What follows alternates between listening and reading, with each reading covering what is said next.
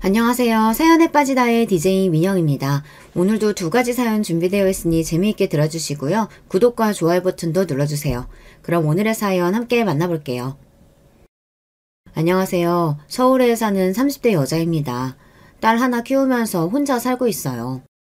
남자 하나 없는 게 이렇게 편한 겁니까? 없으니까 일이 좋아요. 아버지는 젊은 나이에 혼자 어떻게 살지 걱정하시지만 지금 같아선 너무 행복해서 누굴 만나고 싶지도 않더라고요. 남편의 바람을 아버지의 사이다 한 방으로 해결하고 요즘은 속 시원하게 살고 있기 때문이에요. 어릴 때 읽은 동화를 보면 은혜도 모르는 짐승들이 많이 나오잖아요. 구덩이에 빠진 호랑이를 구해줬더니 나중에는 사람이나 잡아먹으려고 하고 말이에요. 우리 남편이 딱 그런 사람이었어요. 짐승이라는 표현이 찰떡이네요. 사람이면 그럴 수 없겠죠. 도대체 왜 뭐가 부족해서 다른 여자들이랑 놀아나냐고 이유를 물어보니 이 짐승이 뭐라고 한지 아십니까? 돈 있겠다. 내가 뭐하러 늙은 여자랑 노냐? 어리고 예쁜 애들이 나 좋다고 난린데 나도 이제 어린 여자랑 좀 잡아야지. 너 딸 키우는 아빠야. 어디서 그따위 말을 해? 너도 네 사위가 돈 좀 벌었으니 어린 년이랑 붙어먹겠다고 하면 참 더 그러라고 할 거야? 우리 딸도 어린 놈 만나면 되지 뭔 걱정이야. 아버지가 돈 잘 벌 건데. 그래? 그럼 나도 만나도 되겠네. 10살이나 어린 애들. 우리 학원 선생 중에 있던데. 미쳤어? 애 엄마가 집에서 조신하게 있어야지. 그리고 너 이제 늙었어. 예전처럼 인기 있겠어? 잠만 말고 넌 집에서 가만히 있어라. 남이 하면 불륜이고 제가 하면 로맨스라고 하더니 이거 완전 미친놈이었어요. 언제부터 이런 생각을 한 걸까 짚어보면 태어날 때부터 이 인간은 이런 놈이라고 볼 수 있어요. 사람들은 제가 너무 사납게 잡은 게 아닐까, 아버지가 병원 차려주고 공치사를 심하게 해서 자존심이 상해 어린 여자랑 눈이 맞았다고 짐작들을 하실 수 있을 텐데요. 아니요. 이 남자는 원래부터 이런 놈이에요. 그동안은 돈이 없다 보니 본색을 숨긴 것 뿐이에요.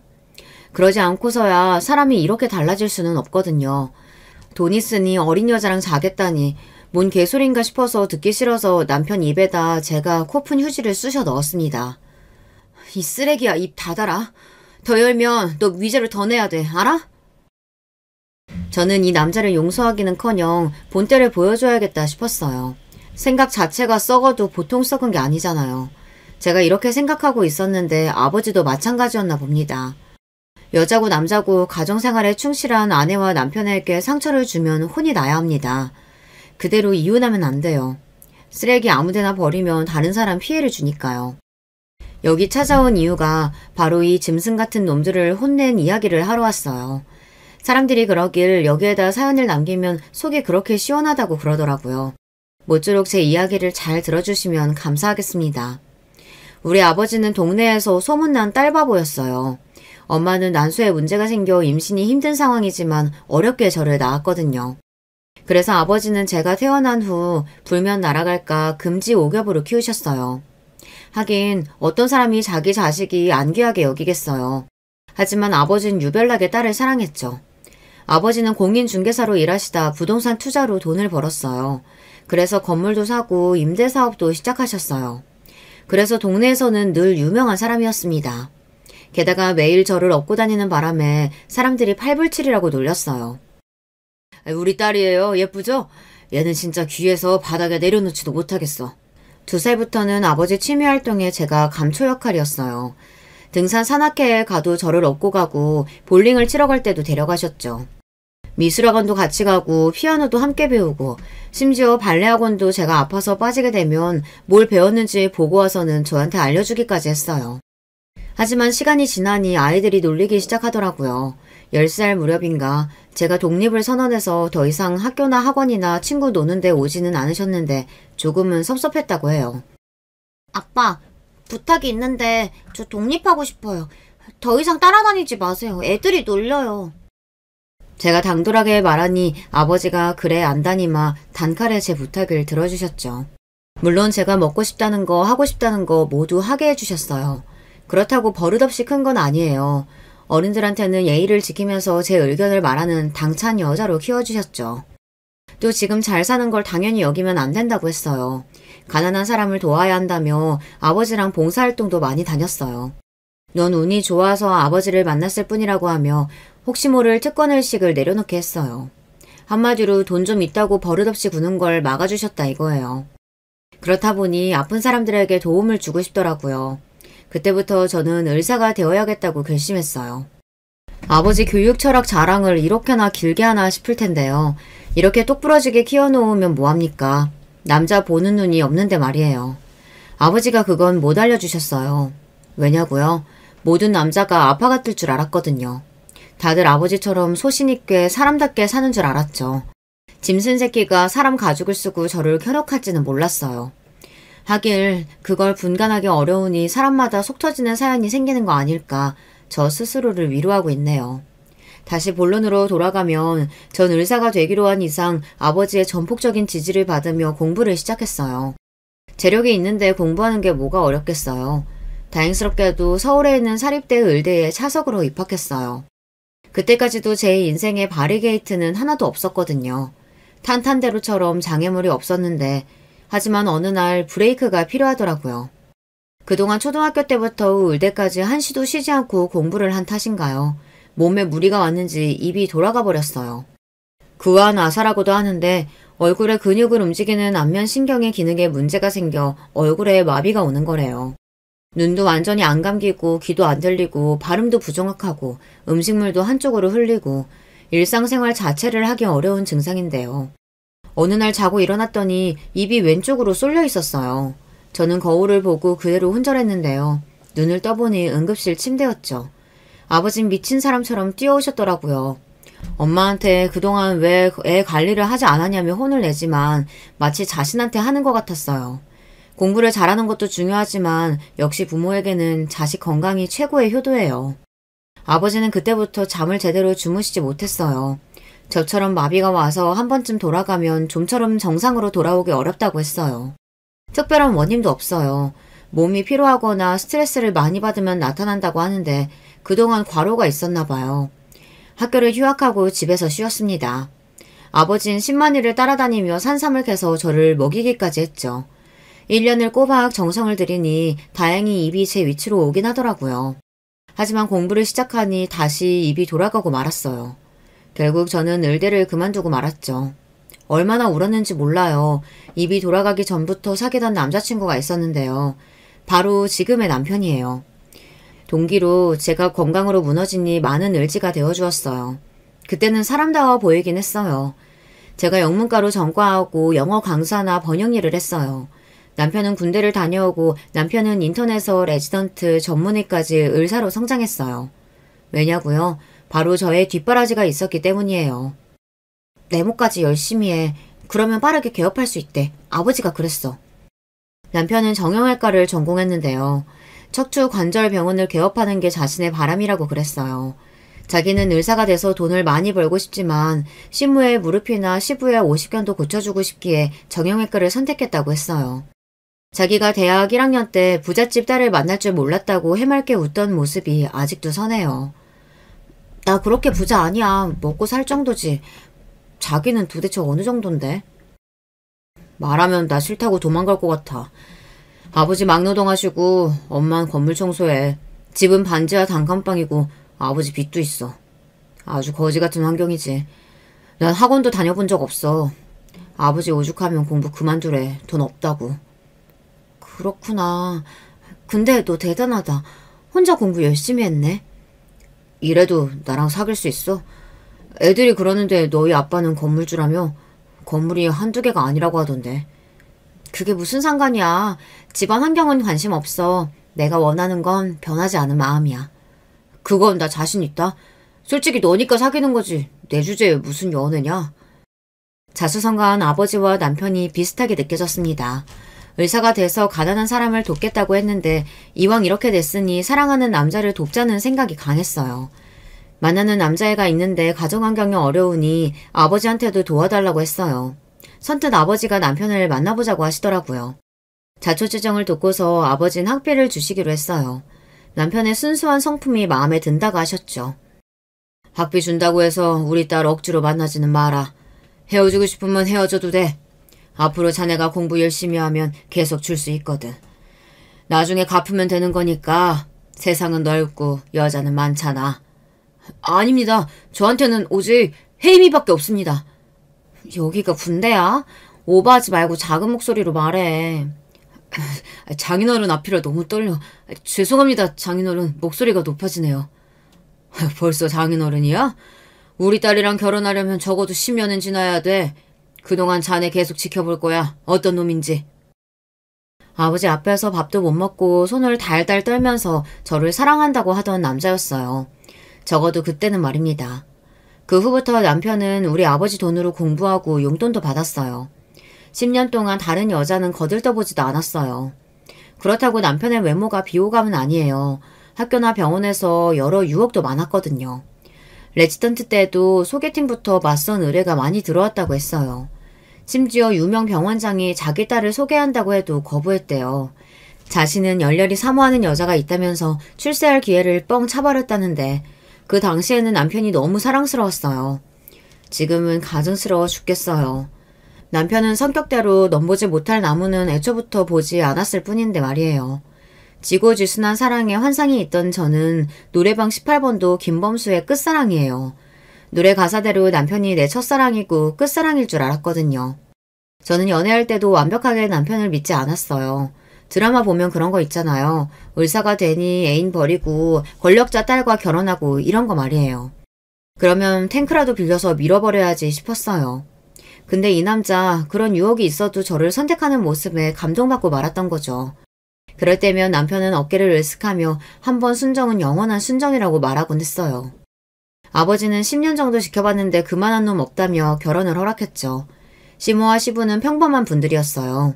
우리 아버지가 남편을 의사로 만들어놨으니 시부모님은 아무 말도 못했을 거예요. 안 그랬으면 의대부터 전공의가 될 때까지 공부를 쉬지 않고 할 수 없었겠죠. 결혼은 쉬웠어요. 형제도 없어서 예단도 간단했고 당연히 집도 아버지가 해주셨어요. 30평대 아파트에서 저희는 신혼을 시작했고 아기도 바로 갖게 되었어요. 아버지는 저 닮은 딸이라고 또 얼마나 좋아하시는지요. 대학병원에서 경력을 좀 쌓고 나자 아버지가 남편을 데리고 어느 건물 앞에 섰어요. 자네 3층이 좋아 4층이 좋아. 혜임이 영어학원은 5층이야 참고로. 전 3층이 좋은데요. 여기 사거리에다가 지하철 입구랑 얼마 안 떨어져 있네요. 주변에 아파트 단지도 많고 입지 좋습니다, 장인어른. 여기 위치 선정하느라 고민했다. 이제 우리 딸이랑 돈 알뜰하게 모아서 자네 건물 하나 사서 여기 나가야지. 그때 내가 소개는 해줄게. 물려주시는 거 아니에요? 저희가 70억 하는 빌딩을 언제 삽니까? 장인어른 다른 따님이 어디 또 있으세요. 애엄마 주신다고 했잖아요. 어쭈, 건물 때문에 우리 딸하고 결혼했어? 그래서 나 죽을 때 기다리는 거냐? 안 죽어, 불사신이야. 농담입니다, 농담. 아버님 오늘 시간 되시면 한잔 할까요? 제가 사드려야죠. 어디서 사줄 건데? 쏠리면 크게 쏴라. 남자가 배포 있게 말이야.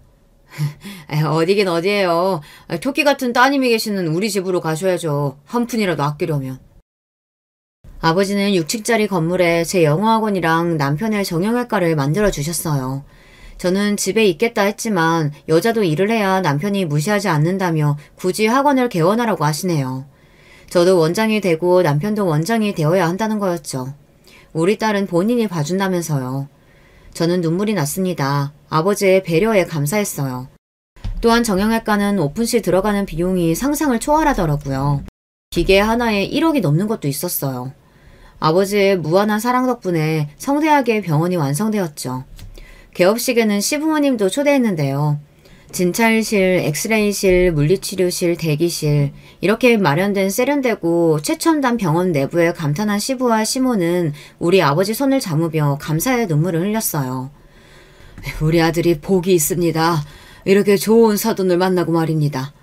하긴 우리 며느리가 복덩이죠. 고맙다 아가. 그럼요. 우리 며느리가 천사죠. 아들만 낳아주면 더 좋지만. 뭔 소리야. 우리 혜임이 몸 약해서 안 돼. 그런 쓸데없는 소리 하려면 가세요. 말이 그렇단 거지. 알았다 알았어. 나도 우리 손녀만 있으면 돼. 오시느라 고생하셨는데 집으로 가셔서 식사라도 하세요. 아이고 사돈 감사합니다. 그래야죠. 우리 노인애들이 있어봤자 불편하죠. 무슨 말씀이세요? 불편하지 않아요. 아버지가 오신다고 하니 맛있는 거 많이 장만하셨어요. 그래, 가보자꾸나. 매번 우리 감사만 하고 있구나. 그나저나 아가, 네 학원도 위에 있나? 아직 거긴 오픈 전이에요. 병원 먼저 하자고 제가 미뤘어요. 급한 것도 아닌데요, 뭐. 다른 집 며느리들은 의사 남편 만나서 벌어오는 돈 족족 쓰기 바쁘다는데 우리 며느리는 돈도 벌려고 해? 대단하다, 대단해. 그날 식사도 맛있게 하시고 전복이랑 갈비 등 비싼 식재료도 챙겨드렸습니다. 바쁘다고 자주 가보지도 못하는데 이런 거라도 드시라며 아버지가 미리 다 준비해 주신 거였어요. 다행히 시부모님들은 흡족해 하시며 집으로 돌아가셨어요. 자기 아들이 대접받고 사는 모습도 보게 되니 안심하셨나 봐요. 시부모는 영어학원 개원할 때도 불러달라고 하시더라고요. 청소라도 하시겠대요. 알겠다고 했지만 학원은 개업식도 하지 않을 거예요. 번역일을 하는 사무실 정도로 생각하고 있어요. 저는 학원보다 병원이 안정되길 원했어요. 그래야 남편 기가 사니까요. 친정 돈으로 병원 차렸는데 위축되지 않을까 걱정했었는데요. 그렇지 않아도 동네 사람들이 이미 우리 사정을 다 알고 있으니 남편을 거지사위 취급하더라고요. 몸뚱이 하나만으로 장가왔다 이거죠. 남이 제 남편을 무시하니 너무 속상하고 저는 남편이 더 잘 되기를 바랬는데요. 입소문이 중요하듯이 초반에는 사람이 몰리진 않았어요. 요새는 병원도 빠르게 개업하고 폐업하는 상황이 많아서 걱정이었죠. 영어학원은 성인반 위주의 수업을 하니 사람들의 수요가 늘어나고 있었는데 병원은 파리만 날린다고 하니 괜히 제가 미안한 거 있죠. 그때 아버지가 학원에 오셨어요. 왜 표정이 그래? 박서방 병원에 사람 없다고 네가 죽상이면 어떡해? 요새 집에 오면 기운이 빠져서 축 늘어져 있어요. 저번에는 서재에 들어가서 한참 만에 나오더라고요. 적자가 심각하다면서. 이 동네에 갑자기 정형외과들이 많이 늘어났어.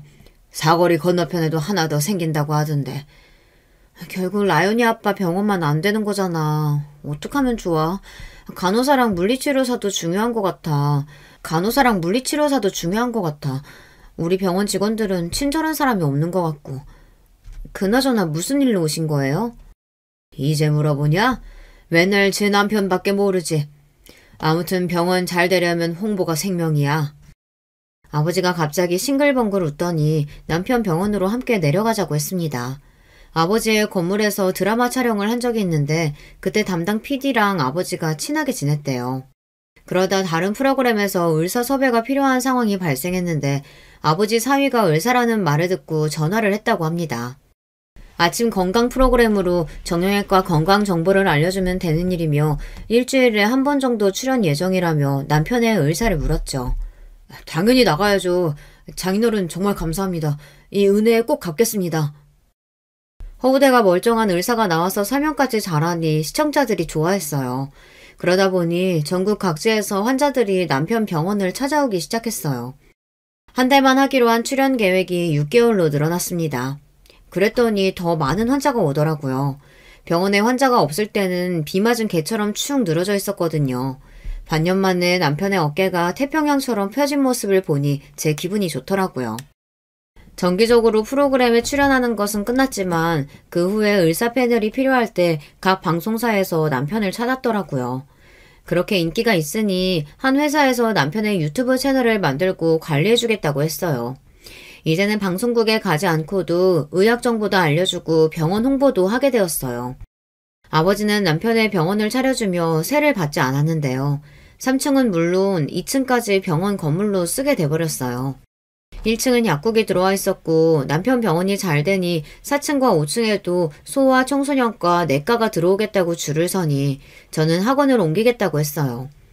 그렇게 3년 동안 남편의 병원이 소위 말해서 대박이 났어요. 남편에게 진료받겠다고 예약을 걸어놓고 몇 개월을 기다린 적도 있었어요. 그때부터였어요. 남편이 서서히 본색을 드러내기 시작했죠. 이 정도로 잘 되면 장인에게 먼저 금전적 보상을 해야 하는데 시부와 시모의 아파트를 먼저 사주고 싶다는 겁니다. 솔직히 우리 아빠한테 먼저 해야지. 아버지 아니면 의사도 못 되고 병원도 없었어. 왜 그렇게 부정적이냐? 그리고 장인어른은 다 갖고 있잖아. 부족한 게 있으셔? 아니잖아. 우리 엄마 아빠 아직도 월세 살아. 그럼 당연히 먼저 사드려야지. 안 그래? 장인어른이랑 장모님 우리 병원 와서 매일 물리치료 받으시잖아. 우리 엄마 아빠는 멀어서 오지도 못하고. 우리 부모님 돈 내잖아. 진료비. 무슨 소리야. 엄연히 손님이야. 그리고 친구분들도 얼마나 모시고 온 줄 알아? 비보험으로 도수치료 받고 주사치료 받는 건 다 우리 부모님 지인이야. 아, 그래, 알았어. 이번만 우리 엄마 아빠 먼저 도와주고 그 다음에 장인 장모님 유람선 여행이라도 보내드리자. 됐지? 남편은 시부모님한테 시흥에 있는 30평대 아파트를 사주고 말았어요. 5억 이상 되는 건데 지금까지 번 돈이 있으면 아버지 2억 정도는 드리고 작은 평수로 해서 시댁에다 3억 정도 드리면 어떠냐 했더니 펄펄 뛰고 난리가 났죠. 내가 말했지. 먼저 하고 해드린다고. 안 해준다고 한 것도 아닌데 왜 그래? 그럼 넌 학원 잘 되면 아버지한테 뭘 해드렸냐? 난 초기 비용이 자기 10분의 1도 안 되거든. 그리고 월세 다 냈고. 아니 자기만큼 대박이 안 났잖아. 지금 병원 수입이 얼만데 그래. 생각 같으면 강남에 주상복합이라도 엄마 사드리고 싶어. 참고 있는 거 안 보여? 저는 남편하고 한 달간 말을 안 했습니다. 병원이 대박 날 때에도 남편은 정신이 없었어요. 출연에 진료, 유튜브까지 몸이 하나라도 모자랐죠. 그래서 돈 쓸 시간이 없을 정도였죠. 그래서 저도 아버지 먼저 해드리자 말을 못했는데 아니나 다를까 이제 월급 의사 2명을 쓸 정도로 여유가 생기자 바로 시부모님 집을 사드리다뇨. 지금 우리가 살고 있는 집도 아버지가 사준 건데 말입니다. 제가 말도 안 하고 세게 나가자 남편이 제 눈치를 보더니 아버지에게 차 한 대와 엄마에게는 중고차 가격 정도 되는 명품 가방을 사주고 오더라고요. 물론 카드로 말이죠. 봤지? 사들였다. 더 이상 이 문제로 나 괴롭히지 마라. 누가 물건을 안 기래? 현금으로 드리라고 했잖아. 너 은혜도 모르는 짐승 아니면 잘해라 우리 아빠한테. 그리고 이제 월세 좀 내. 아빠 건물이잖아. 공짜로 살면 안 되는 거 아니야? 있는 사람이 더 한다고 하더니 너를 두고 하는 말인가 보다. 아, 그래 낸다. 내면 되잖아. 버는 돈이 얼만데 생활비는 왜 그대로야. 라연이 초등학생이야 이제. 생활비 그래 10배로 올려야겠다. 이제 우리도 집 옮겨야지. 너무 좁잖아. 집은 여기 살아 그냥. 나중에 아버지한테 3억 정도는 해드려. 여기 보는 사람 많아. 우리 이 동네 지방령 같은 존재야. 우리 집 저녁 메뉴까지 다 안다고. 동네 사람들한테 욕 안 먹으려면 알아서 잘해. 알겠어. 내가 꼭 해드린다. 화 좀 내지 마. 주름 생겨 이쁜 얼굴에. 저는 어이가 없어서 웃고 말았어요. 그렇게 지지고 볶고 싸워도 이때까지는 아직 금슬이 나쁘지 않았거든요.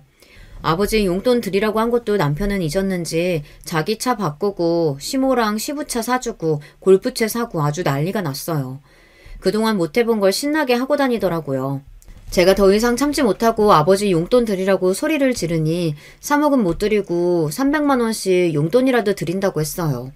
알고 보니 시댁에도 300만 원 넘게 매달 드리고 있었어요. 물론 시부모님들도 집도 필요하고 돈도 필요하시죠. 제 말은 우리 아버지한테 먼저 하라는 것 뿐이에요. 장장 20년 가까이 자기를 돕고 있는데 말이에요. 저는 아버지의 다른 건물에서 세를 얻어 학원을 차렸어요. 어르신 무료 영어 회화 프로그램도 구청과 연계해서 열게 되었거든요. 중장년 분들 12명 정도 강의를 들으러 아침마다 오시는데 어떤 할머니가 남편 병원 단골이라고 하더라고요. 갑자기 동네 소문을 아느냐고 하시는 겁니다. 남편 병원이 음탕해졌다고 하네요. 음탕이라뇨. 제가 놀란 토끼 눈을 하니 한심하게 보시군 할머니가 천천히 입을 여셨어요. 영어 선생님이 길 건너 정형외과 원장 사모죠? 거기 무릎 때문에 일주일에 3번 이상 가거든. 물리치료 받으러. 네, 그러시군요. 무릎은 많이 안 쓰는 게 좋대요. 찜질도 많이 하시고요. 근데 거기 못 가겠어. 영 못 써. 의사는 친절하고 좋은데 간호사들이 못 쓴다니까. 거기 직원들 다 예의 바르고 좋은데 아니세요? 옛날엔 그랬는데 싹 바뀌고 나서 아니야.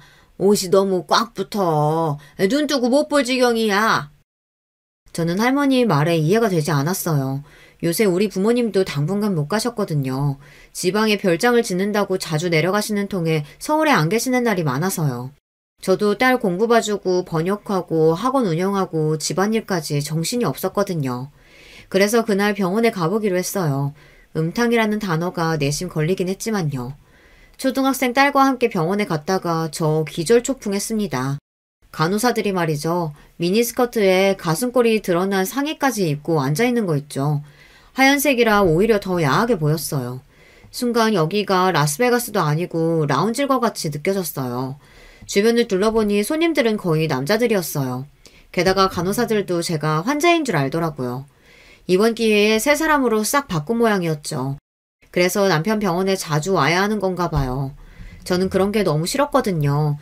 병원도 남편 직장인이 존중해줘야 한다고 생각했는데 존중이고 뭐고 자주 와서 관리해야 되는 건가요? 아주 가관이었습니다. 간호사들이 아니라 마치 모델들처럼 앉아 있었어요. 게다가 그 중에서 어떤 간호조무사가 나와 우리 딸을 자꾸 째려보는 겁니다. 원장 사모라고 해도 태도가 영 바뀌지 않더라고요.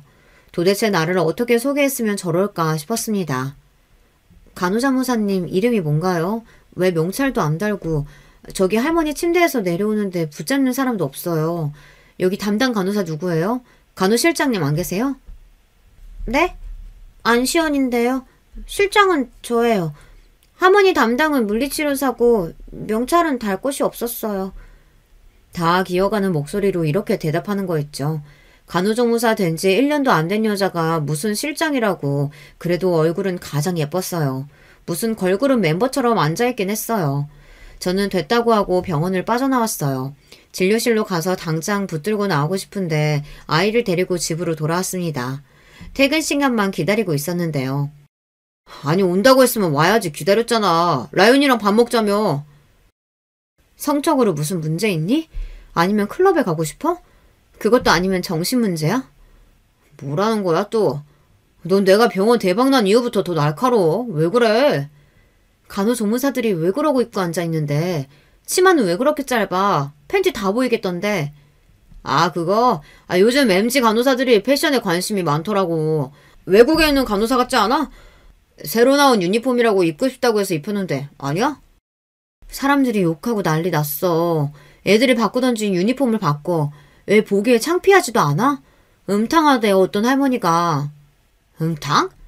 간호사가 예쁘면 오히려 환자들 정신건강에 좋대. 예쁘다니. 할머니 한 분이 시겁했다고 나한테 그러시던데. 아버지 오시기 전에 당장 바꿔. 아니면 나 병원에 매일 출근할 거니까 그렇게 알고. 예전에 나이 지긋한 간호사들이 푸근하고 친절하고 좋던데 죄다 해고하고 어린 간호조무사들로 채우면 어떡해. 네가 병원장이냐? 내가 알아서 할 테니까 간섭 좀 하지 마.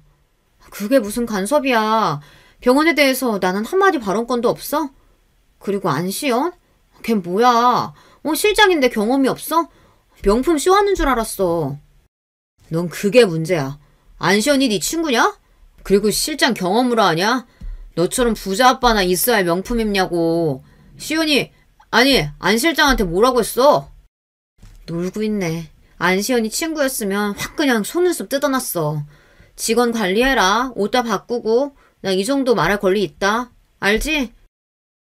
그래 네 마음대로 해라. 나 혼자 좀 있을 테니까 방해하지 마. 남편은 한숨을 쉬더니 샤워하고 서재로 들어갔어요. 기분 나쁘면 꼭 각방을 쓰게 되는 버릇이 생겼어요. 그러지 말라고 해도 남편은 서재로 가서 안 나왔어요. 그게 바람의 첫 단계인 줄은 몰랐지만요. 평소 병원 일에 배나라 감나라 하지는 않았습니다. 그래도 참고 넘길 수가 없더라고요. 다음날 남편은 간호사들의 유니폼을 활동적이고 편안한 스타일로 원상 복귀했어요.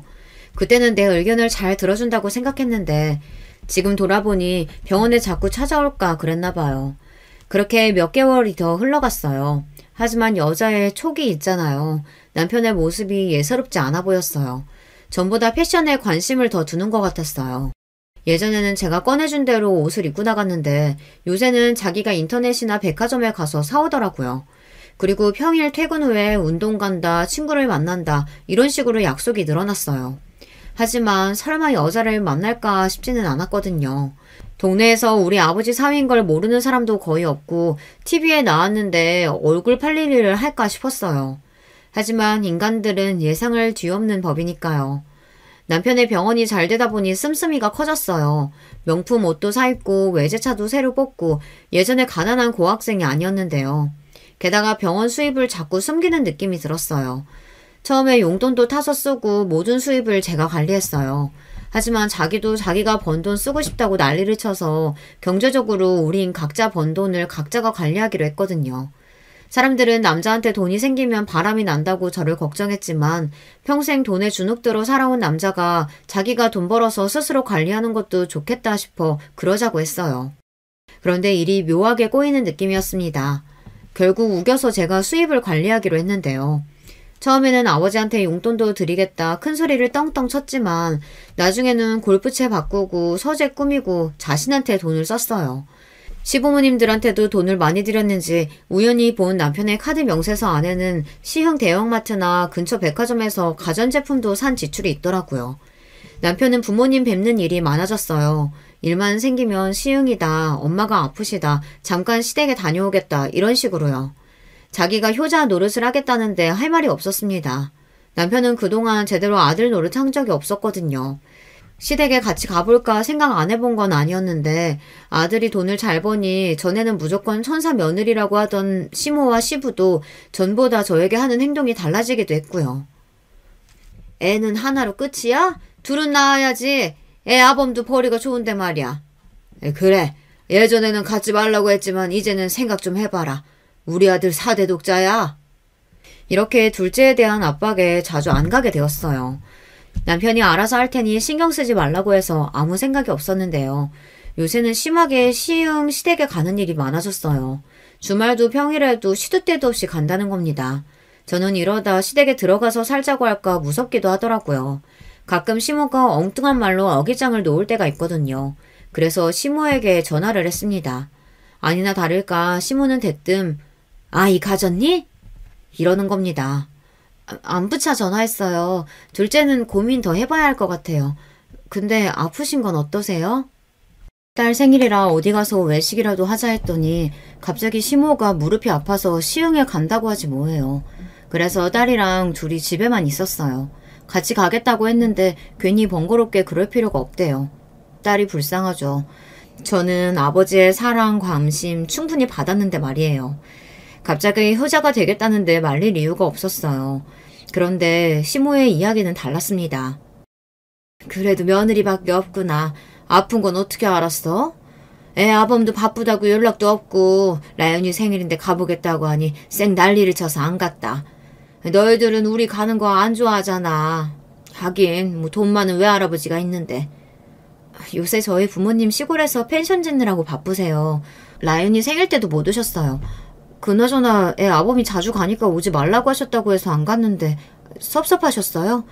자주 오긴 저번에 월세 밀렸다고 하니까 그때 겨우 한 번 오긴 왔지. 월세요? 어머님 저번에 애 아빠가 집 사드렸다고 하던데 5억 7천이잖아요. 사주긴 네가 반대한다고 안 된다고 하더라. 사돈 먼저 드려야 한다며. 그건 맞지. 그 어른 아니면 우리 아들 의대라도 졸업했을까 싶다. 우리 월세야. 그래도 덕분에 아파트 월세지만. 얘야, 왜 말을 안 하니? 화났니? 아무튼 우리 네 눈치 봐서 용돈도 제대로 못 받는다. 그런 줄 알아. 라연이랑 한번 와. 그럼 끊는다. 저는 머릿속이 하얗게 변하는 느낌이었어요. 이 인간이 6억 가까이 되는 돈을 어디다 썼을까요? 도박? 술? 아니요. 술도 못하고 지는 걸 싫어해서 도박도 안 해요. 그럼 여자 아니겠어요? 여자라. 근데 바쁜 일상 중에서 언제 여자를 만났을까요? 환자? 대부분 중년 이상인데. 그러면 건물 주변의 사람들? 동창? 남중남고라고 했거든요. 의대 동기 제가 대부분 아는 애들이라 이런 문제가 있었으면 바로 연락이 왔을 거예요. 그러다 간호조무사? 어린 친구들이 왜 우리 남편을 만나? 아니지. 간호조무사가 너무 많았어요. 7명이나 되던데 왜 그렇게 많이 필요한가 싶었거든요. 그때 병원에 갔을 때 저를 빤히 보는 간호조무사가 생각났어요. 유난히 명품이 많았거든요. 머리핀부터 목걸이 그리고 꽉 붙는 유니폼에 고급 가디건까지. 그 여자일까요? 제 육감은 그렇다고 고개를 끄덕이는데요. 찾아가서 머리채라도 잡을까 하다가 고개를 흔들었어요. 그래봤자 동네 재미있는 구경밖에 더 되겠어요. 전화를 끊고 한동안 남편의 행동을 돌이켜봤어요. 다른 건 몰라도 외모에 대한 관심이 높아졌어요. 게다가 MZ세대에 유행하는 말투도 많이 하고 성형수술을 할까 고민하기도 했거든요. 기분이 묘했어요. 말하지 않아도 바람이란 감이 오긴 했어요. 하지만 눈으로 보고 싶은 것이 사람의 마음이잖아요. 그 더러운 꼴을 봐야 하나요? 샤워하고 있는 남편 몰래 핸드폰을 가져와 비번을 풀고 확인하고 미행해서 현장을 덮쳐야 하나 5만 가지 생각이 파도처럼 밀려왔어요. 그러나 더러운 일에 에너지를 낭비하기 싫었거든요. 저는 심부름 센터를 이용하기로 했어요. 저 대신 남편 뒤를 캐는 게 훨씬 체계적일 수 있거든요. 그런데 말이에요. 전화로 상담할 때는 괜찮았는데 막상 그런 곳에 가려 하니 억장이 무너지는 거 있죠. 그날 밤이었어요. 어머니한테 차라도 한 대 사드릴까? 요새 통 걷지를 못해. 그래, 사드려. 언제 사드릴 건데? 근데 어머니 면허는 있어? 면허도 따야지. 그럼 돈 많이 들 텐데. 장인어른 생신 때 용돈이라도 드리려고 했는데 없어도 화내면 안 된다. 같이 가서 사드리자. 어머니 얼굴도 뵙고 식사나 하고 오자. 가면 당신 기분이나 나쁘지. 아이 타령하실 텐데. 그럼 라연이라도 데리고 가. 할머니랑 할아버지 보고 싶대. 라연이 공부해야지 거길 왜 데리고 가. 당신 닮아서 몸도 약한데. 이러면서 다시 서재로 들어가는 겁니다. 이번에는 알 수 없는 존재가 차를 사달라고 한 모양이죠. 그 다음 날로 저는 심부름센터의 문을 열었습니다. 초장의 증거를 확보해야 다른 말을 안 하겠다 싶었거든요. 그러나 마음 한쪽으로는 바람이 아니길 빌었어요. 피말리는 2주가 지났습니다. 센터 방문하라는 통보를 받았거든요. 오셨어요? 2주 힘드셨죠? 그래도 증거 제대로 잡았습니다. 저는 증거라는 말에 다리가 다 후들후들 떨려왔습니다. 상대가 누군지 궁금해요. 정말 바람 피운 거 맞아요? 저의 목소리가 점점 격앙되었습니다. 센터 소장은 진정하라며 저에게 생수 한 병을 건네줬습니다. 주변에 있는 분이던데 왜 모르셨어요? 병원에 있는 간호조무사예요. 나이는 25살, 이름은 안시연. 여자 인스타 보니까 작년부터 사귄 것 같더라고요. 시흥 유자의 아파트 맞죠? 그리고 차도 사줬죠, 이번에. 네, 아파트 전세 얻어줬고요. 그리고 2,500만 원 차 바꿔주고. 아파트 안에 들어가 3시간 있다 나오는 사진, 시흥 대형마트에서 식사하는 사진, 정말 다시 보기 싫은 사진들을 소장이 보여주더라고요. 전 알겠다고 하면서 봉투에 증거 사진을 담았습니다. 불륜으로 이혼 준비하실 거면 저희 증거 소용없는 거 아시죠? 모쪼록 유용하게 쓰세요. 본인 일부러 자백하는 그게 최고예요. 사진 보여주시면 다 이야기하겠죠. 저는 그 길로 차를 타고 집에 오는데 왜 그렇게 눈물이 날까요? 저의 첫사랑이자 끝사랑이 서서히 막을 내려서 그런가요? 집에 들어오니 딸이 저를 보고 소리를 질렀어요. 제 입이 다시 왼쪽으로 쏠려버렸어요. 입이 돌아가 버린 겁니다. 병원에 있는데 남편이 아닌 아버지가 먼저 달려왔어요. 마침 라연이 생일 때도 못 와서 일을 대강 마무리하고 올라오셨나 봐요. 너 입이 왜 돌아갔어? 얼굴은 왜 그 모양이고? 박서방 때문에 그래? 여자 맞아? 아버지도 아세요? 근데 왜 말 안 했어요? 내가 뭘 알아? 어제 김 사장이 우리 사이가 어떤 여자랑 걸어가는 거 봤다고 하더라. 백화점에서 말이야. 네 얼굴 보니까 물어본 거지. 그럼 확실한 거야? 김 사장 아저씨 입 가벼운데. 아빠 죄송해요. 네가 왜 죄송해? 네 잘못 아니야. 이 자식이 안 그럴 줄 알았는데. 넌 입 돌아간 거나 관리해. 아빠가 알아서 할게. 라연이도 걱정하지 마라. 지금 엄마가 밥 먹이고 있다. 안 살려고요. 죄송해요. 이혼하고 싶어요. 거짓말을 너무 많이 했어, 나한테. 자기 부모를 판 놈이야. 같이 못 살아요. 그러니 뭐 하려고 하지 마세요. 다 필요 없어요. 그래, 그건 너와의 관계고 그 자식 나랑 볼 일 있잖아. 나 그럴 권리 있어. 병원 건물주야. 잊지 마. 사람들은 제가 남편을 징그럽게 오래 봤으니 헤어지기 어렵겠다 싶을 텐데요. 이게 오만정이 다 떨어지니 순식간에 남편이 완전 남이 되어버렸어요. 옆에 오는 것도 소름이 끼치네요. 그런데 아버지가 어떻게 하셨는지 병원으로 바로 나쁜 남이 찾아왔어요. 여보, 혜임아, 아프면 연락을 해야지. 내가 얼마나 놀란 줄 알아? 저는 꺼지라고 소리만 질렀어요. 그랬더니 남편이 무릎을 꿇는 거 있죠. 차라리 그 여자가 좋으니까 같이 살라고 했어요. 역겹지만 말이에요. 저는 정이 다 떨어졌어요. 이번 한 번만 봐줘. 그동안 우리 아무 문제 없었잖아. 진짜 안 해. 진짜 안 할게 이제 여보. 싫어. 너 지겨워. 그만하자. 너 의사잖아. 병원도 있잖아. 그럼 됐지? 조용히 헤어져. 그 대신 앞으로 돈 벌어서 우리 아버지한테 빚진 거 다 갚아. 장인어른이랑 왜 똑같이 말 맞추면 나보고 어떡하라고. 나보고 평생 노예하라고 계약서 쓰래. 30년으로 일해서 월 1,500씩 갚으라고 하던데 그건 말이 안 되잖아. 그러니까 왜 바람을 피워. 가만히 있으면 다 네 거잖아. 아랫도리를 왜 가만히 두지 못하니? 우리 대학 동기 다 바람 피워. 지우, 혜진이 또 누구냐, 진호, 민규 다 바람 피운다고. 왜 나는 안 돼? 다 어린애들하고 자는데 왜 나는 안 되냐고. 어떤 놈은 월마다 여자를 바꾸더라. 돈 있는데 어린애들하고 잡아야지. 넌 안 되겠다. 의사도 하지 마라, 이 미친놈아. 어린애하고 자려고 의사하니? 미친. 그럼 나도 잡아야겠네. 어린 놈들하고. 나는 왜 못 자? 너도 자는데? 애 엄마가 무슨 소리야. 넌 체력이 약해서 안 돼. 이만한 일로 입 돌아간 주제에 누구랑 자냐? 야, 그러면 왜 거짓말해? 차라리 애들이랑 자고 싶다고 하지. 그때 이혼하게. 왜 엄마 아빠 집 사준다고 그 난리야. 집 사주려고 했어. 그때 소민이가 울잖아. 집이 없다고. 나 진짜 억울해. 이런 놈을 믿고 살았다니. 그만해. 난 너랑 헤어질 거야. 그리고 새롭게 다시 시작할 거야. 그러니까 꺼져. 애도 볼 생각하지 마. 저는 병원 경비원까지 호출해서 남편을 끌어냈어요. 사람들은 하나 둘 모였어요. 남편이 개처럼 질질 끌려가니 속이 조금 편하더라고요. 입만 살아서 끝까지 저러고 싶을까요? 차라리 그 여자애를 사랑이라도 한다고 해도 억장이 무너질 판인데 완전 쓰레기잖아요. 쓰레기.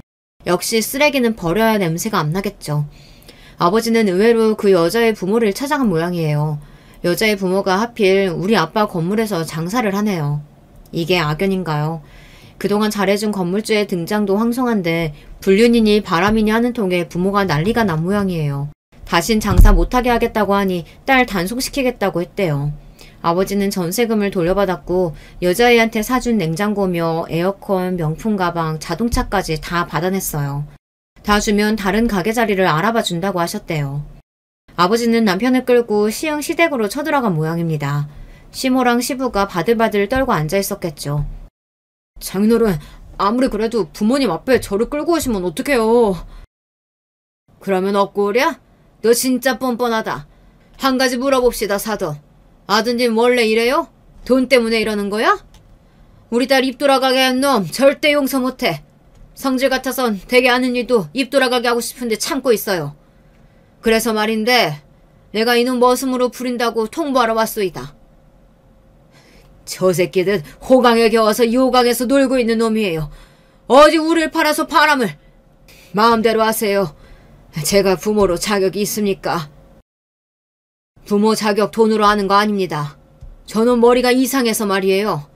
돈 있으니 어린애랑 자보겠다니 그게 말입니까 똥입니까? 그래서 봐줄 수가 없어요. 아유 미친놈아. 그냥 싹싹 빌지 입은 왜 놀려? 혜미가 좋아서 죽겠다며. 그건 거짓말이야? 좋으니까 살았지. 근데 이제는 나도 어린 여자랑. 아빠 진짜 내 생각 이상한 거야? 장인어른도 남자니까 말해보세요. 돈 있으면 저 좋다는 어린 여자들이 줄을 섰어요. 아버지 말로는 그때 시부랑 시모가 남편 뺨을 인정사정 없이 갈겼대요. 그런 생각 있으면 혼자 살지 왜 결혼해? 왜 도움을 받아? 에휴, 부모 망신 다 시킨다. 공부 잘하면 뭐하누? 사돈어른, 우리 며느리 좋은 곳으로 시집가라고 하고 이 새끼 머슴으로 쓰시던지 마음대로 하세요. 저희 원래 방칸방 반지하러 가렵니다. 아버지! 그리고 시모가 서럽게 울었대요. 그러거나 말거나 아버지는 남편을 끌고 나왔다는데요. 아버지는 남편 불륜 까발려서 동네 망신시키고 다시는 의사생활 못하게 하려고 했지만 그건 일시적인 고통일 뿐이잖아요. 그래도 의사면허는 취소가 안 되니 다른 곳에서 의사할 수도 있거든요. 너는 그동안 내가 해준 돈 뱉어내고 가. 양육비도 내 앞에서 벌고 우리 딸 위자료도 벌어서 갚아. 그게 너한테 주는 벌이야. 싫으면 경찰에 신고하든지. 동네 아저씨들이 혜임이 입 돌아가게 했다고 너 죽인다고 하던데 어떻게 할래? 병원에 사람이 오겠어요. 소문이 나서. 그게 걱정이냐? 다른 데 얻어주면 되지. 어차피 너 여기서 쫓아내도 다른 데서 월급 을사하겠지. 사람 죽여도 을사하는데 뭐 그깟 간호조무사랑 놀아난 거 그걸로 면허가 취소되겠냐? 억울해서 안 돼. 30년은 안 돼요. 라연이 20살 때까지. 됐지? 그 대신 이혼은 한대. 이런 계약 싫으면 법으로 하던지. 난 다른 걸로 할 거야. 요새 주먹이 근질근질했는데 너 보내고 나도 가지 뭐. 그렇게 해서 남편은 제가 사는 지역 멀리 정형외과를 다시 개업했어요. 거기서 제법 돈이 들어옵니다. 주말도 없이 일을 한다고 하는데요. 웃긴 건 간호자무사 다 남자로 채워놨대요. 물리치료사 남자, 건물 청소도 남자라고 합니다. 남편은 출근하고 퇴근도 아버지에게 다 보고하고 점심값, 저녁값 타서 고시원에 가요. 그리고 수입을 우리에게 주는 겁니다. 저는 신경 딱 끊기로 했어요. 집에 그 인간이 없으니 살만한 거 있죠. 입도 제자리를 찾았어요. 간호조무사 머리채라도 잡아야 하는 거 아니냐고 엄마가 저에게 묻더라고요. 미쳤어. 그거 잡아봤자 내 손만 더러워져. 그 여자는 한 번 했으니 다른 데 가서 또 해. 내연녀도 중독이야. 중독자는 내가 처리하지 못하지. 간호일 못한대. 소문 짱났나 봐. 하긴 이 동네에서 너 건들면 어떻게 되는지 몰라. 에휴, 미련한 것들. 누가 그러더라고요. 아버지 없는 사람 서러워서 살겠냐고요. 맞아요. 저는 아버지 덕분에 속도 시원해지고 입이 제자리로 돌아왔어요. 시흥 아파트에 가서 내연녀랑 난리치고 남편하고 싸우고 이런 일 안 해서 더 고마웠어요. 이혼하고도 남편은 2년째 우리 집에 돈을 가져옵니다. 아주 거짓골을 하고 말이죠. 하루는 울면서 미안하다고 집 앞에서 통곡을 하는데 안 받아줬어요. 아마 매일 밤 후회의 눈물을 흘려도 다시 그 상황이 되면 또 바람날 수밖에 없어요. 처음부터 안 할 사람은 안 할 테니까요. 여기까지 들어주셔서 너무 감사해요. 여러분께는 늘 좋은 일만 있으시길 바랄게요. 안녕하세요. 저는 미국에서 미국인 남편과 토끼 같은 아들과 딸을 키우며 사는 40대 여자입니다. 지구 반대편에서 사는 저는 심심하면 삿바 채널을 즐겨 듣고는 해요. 아이들이 학교에 가고 남편도 일하러 가면 집에 혼자 남게 되거든요. 저도 집에서 간단한 번역 같은 부업을 하고 있는데 어디까지나 부업이라 남는 게 시간이랍니다. 성격상 가만히 있는 것을 못해서 남는 시간이 있으면 뭐라도 하는 편인데요. 그럴 때마다 사연을 틀어놓고 집안일을 하거나 서류 정리를 하고는 해요. 들으면서 같이 웃기도 하고 울기도 하며 즐거운 시간을 보내고 있답니다. 그러다 얼마 전에 저한테도 들려드리고 싶은 사건이 발생했어요. 매번 들을 때는 저런 일도 있나 싶었는데 현실은 역시 영화보다 더하더라고요. 그럼 바로 시작하겠습니다. 저는 3남매 중 둘째로 태어났습니다. 위아래로는 오빠와 남동생이 있어서 저 혼자 여자로 자랐어요. 이렇게 말하면 대부분이 저에게 오빠와 남동생에게 많이 치이고 살았냐고 물어보더라고요. 하지만 절대 아니었답니다. 얘 성희야, 너 또 친구 때렸다며? 그러면 어떡해. 엄마가 아무리 그래도 친구 때리면 안 된다고 몇 번 얘기했어. 어? 선생님께 또 전화 왔잖아. 또 그 집 엄마 우리 집 찾아오게 생겼잖니. 아, 동네 창피해서 엄마가 못 돌아다녀. 걔가 우리 성민이 키 작다고 괴롭히잖아. 엄마가 무슨 일이 있어도 가족이 최우선이라며. 엄마 말대로 한 건데 왜 나한테 뭐라 그래? 만약 걔가 성민이 안 건드렸으면 나도 걔 안 때렸어. 엄마, 그래도 누나가 저번에 나 놀리는 때려서 이제 애들이 안 괴롭혀. 나는 누나가 슈퍼맨 같아. 누나만 있으면 아무도 나를 놀리지 않아서 좋단 말이야. 거봐, 애 나 없으면 어디 가서 맞고 다닌다니까? 오히려 엄마는 나를 칭찬해야지. 나한테 그렇게 뭐라 하면 어떡해? 저번에 오빠도 나한테 고맙다고 했어. 그래, 성희가 그래도 자기 오빠랑 동생은 끔찍하게 생각하잖아. 나는 우리 딸이 저렇게 드세서 오히려 좋은데? 어디 가서 당하고 사는 것보다는 훨씬 낫지. 얼씨구, 아주 나를 빼고 자기들끼리 똘똘 뭉치네. 참나 웃겨. 성희, 너는 그래도 그렇게 애 얼굴을 피나게 하면 어떡해. 앞으로 때릴 거면 안 보이는 것을 위주로 때려. 적당히 하란 말이야.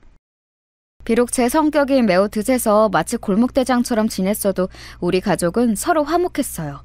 부모님도 사이가 좋으셨고 우리 3남매를 편애 없이 공평하게 대하셨습니다. 보통 둘째는 중간에 끼어서 사랑을 못 받고 자란다고 하잖아요. 하지만 우리 부모님은 언제나 삼남매를 동등하게 대하려고 노력하셨어요. 저 때는 남아선호 사상이 매우 심할 때였는데 그래도 제가 혼자 여자라고 오히려 아빠는 저를 더 챙겨주시곤 했답니다. 성희야, 우리 성희는 선생님이 보니까 참 기골이 장대해서 체육에 소질이 있어. 혹시 육상선수로 나갈 생각 없니? 부모님께 말씀드려봐. 심지어 저는 골격도 매우 크고 좋아서 또래보다 키도 훨씬 컸어요. 덕분에 학창시절에도 남자 학생과 싸워도 아무 문제가 없었답니다. 사실 동생은 어려서 키가 유달리 작고 허약했어요. 그래서 시비도 많이 걸렸는데 제가 그럴 때마다 나서서 물리치니 동생은 저 덕분에 걱정 없이 학교에 다닐 수 있었죠. 이렇게 제가 힘도 세고 성격이 좋지 않았다고 하면 혹시 일진이었냐고 물어보더라고요. 야, 너희 지금 뭐 하는 거야? 왜 자꾸 친구들 돈을 가져가는 거야? 돈 없으면 집에 가서 부모님한테 달라고 해야지. 이렇게 학교에서 친구들 괴롭혀도 되는 거야? 너희 친해? 친한 것도 아니잖아. 한 번만 또 이러면 그땐 바로 선생님께 달려갈 거야. 성희야, 고마워. 쟤들이 자꾸 나 찾아와서 돈 달라고 하는 거 너무 힘들었어. 너 덕분에 이제 나 안 건들 것 같아. 진짜 진심으로 고마워. 너 없었으면 엄마가 준 용돈 다 쟤들 줬을 거야. 일진은 아니었고 오히려 저는 일진들을 물리치는 존재였어요. 오죽하면 그런 저에게 고맙다고 어떤 친구의 부모님은 우리 집까지 찾아와서 과일을 주고 가신 적도 있답니다. 이렇게 자유로운 영혼으로 자란 저는 덕분에 친구들과 선생님들의 애정을 듬뿍 받았답니다. 우리 아버지가 예의를 상당히 중요하게 여기셔서 선생님들에게 제가 또 잘했거든요. 범생이라 공부를 잘했던 오빠와 허약했지만 공부를 잘했던 동생 사이에서 저는 사실 혼자만 공부를 못했어요. 그래도 우리 부모님은 저에게 공부하라는 소리를 전혀 하지 않았답니다. 오히려 우리 엄마의 소원은 바로 이거였어요. 공부는 못해도 좋으니까 제발 조신하게 행동하고 말해. 엄마는 네가 오빠처럼 좋은 명문대에 가거나 그런 거는 원하지도 않아. 그러니까 그냥 평범하게 살자. 어? 네가 불의를 못 참고 그러는 건 알겠는데 평범한 인생도 얼마나 좋니? 우리 엄마의 평생 소원은 바로 제가 조용하고 조신하게 살다가 평범한 남자와 결혼해서 평범하게 사는 거였어요. 그런데 원래 평범하게 사는 게 가장 힘든 거 아시죠? 저는 성인이 되고 나서도 사건이 많았습니다. 저는 경기도에 있는 어느 4년제 대학에 입학했어요. 이제 대학생이 되었으니 얼마나 신났겠어요. 친구들과 같이 미팅도 하고 서울로 놀러 다니며 아주 즐거운 대학 생활을 했습니다. 그런데 슬프게도 미팅하면 할수록 저는 남자친구를 사귀는 것이 힘들었어요. 성희, 너는 조금 부담스러워. 나는 착하고 내 말을 잘 들어주는 여자가 좋아. 그런데 너는 성격이 너무 세서 나랑 맞지 않아. 목소리도 크고 자기 주장하는 게 인간적으로는 멋있는데 여자친구를 사귀고 싶은 마음은 없어.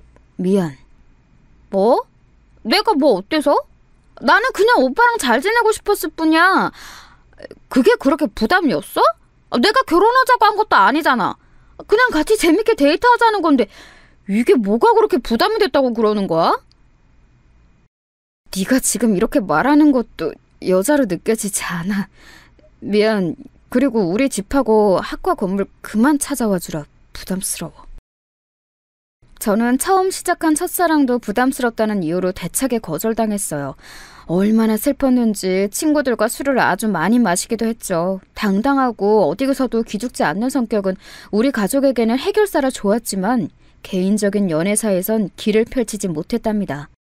친오빠는 제가 대학생일 때 천사 같은 새언니를 만나 결혼했어요. 우리 오빠는 어릴 때부터 조용하게 공부만 했던 사람인데 새언니도 똑같이 참하고 조신하고 여성스러운 사람이었습니다. 둘이 있는 것을 보고 있으면 참 보기 좋은 조합이었어요. 새언니는 굉장히 조심스럽고 착한 사람이었는데 그래서 당당하고 할 말 다 하는 저를 부러워했습니다. 친오빠와 새언니가 사실 신혼집을 사기당할 뻔하기도 했었거든요.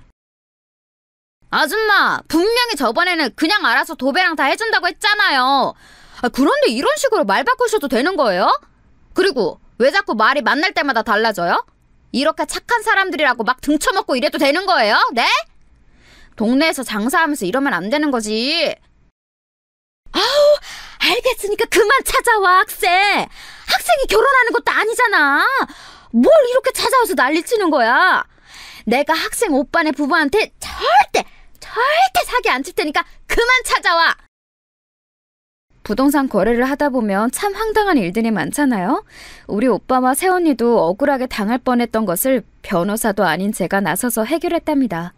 이 사건으로 새언니와 새언니네 부모님까지 다 제 편으로 만들었어요. 새언니는 그 뒤로 저만 보면 눈을 초롱초롱 뜨고 제 도움이 필요할 때마다 저를 찾고는 했습니다.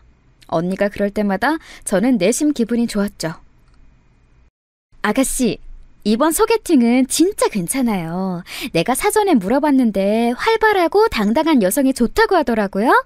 그러니까 이번엔 나 믿고 한 번만 나가봐요. 우리 아가씨 이렇게 멋진 사람인데 남자들은 왜 이러는 거야. 언니 됐어요. 저번에도 그 말에서 나갔다가 그 사람이 내 성격 보고 도망갔던 거 몰라요? 언니가 저 생각해서 신경 써주는 것은 알고 참 고마워요. 그런데 저는 괜찮아요. 엄마부터 언니까지 내 연애가 최대 관심사네요. 새언니는 제가 좋은 남자를 만나 결혼하는 것을 바랐어요. 언니가 얼마나 저를 생각하는지 알기 때문에 저는 고마웠지만 사실 언니가 소개해주는 사람은 다 제 성격을 부담스러워했답니다. 그렇게 대학 졸업반이 될 때까지 저는 연애를 제대로 해보지도 못했어요. 그냥 순한 놈 한 명 찾아서 결혼하라니까. 잘 찾아보면 네 성격 다 받아주는 사람 분명히 있을 거야. 네 오빠 봐라. 결혼하고 얼굴 혈색이 좋아졌어. 사람은 결혼 잘하는 것도 복이야. 그러니까 너도 마음에 드는 놈을 적극적으로 찾아서 결혼해. 여자는 특히 결혼 잘하는 게 최고야. 나이 들어봐라. 남편 복이 제일이야. 엄마는 내 얼굴만 보면 결혼 얘기야? 내가 알아서 한다고 했잖아. 그리고 순한 놈 찾으면 외모가 마음에 안 든다고. 나도 눈이 있는데 내 눈에 맞는 짝을 찾아야 하잖아. 엄마, 자꾸 결혼 얘기 계속하면 나 집에 안 들어와? 들어오지 마! 들어오지 말고 나가서 남자를 만나라고. 아니, 막내도 연애하는데 왜 너 혼자 연애를 못하고 있냐 이거야. 속 터져. 엄마는 제가 대학을 졸업하는 나이가 되자 더 남자를 만나라고 강요했어요. 오죽하면 선자리도 알아왔는데 몇 번 나가봐도 제가 마음에 들지 않거나 상대 쪽에서 마음에 안 들어했죠. 저도 내심 속으로 얼마나 초조했는지 모릅니다. 친구 중에는 제대로 연애하다 결혼해서 잘 사는 사람도 많았거든요. 이렇게 결혼 못하고 노처녀가 될까봐 두려웠어요.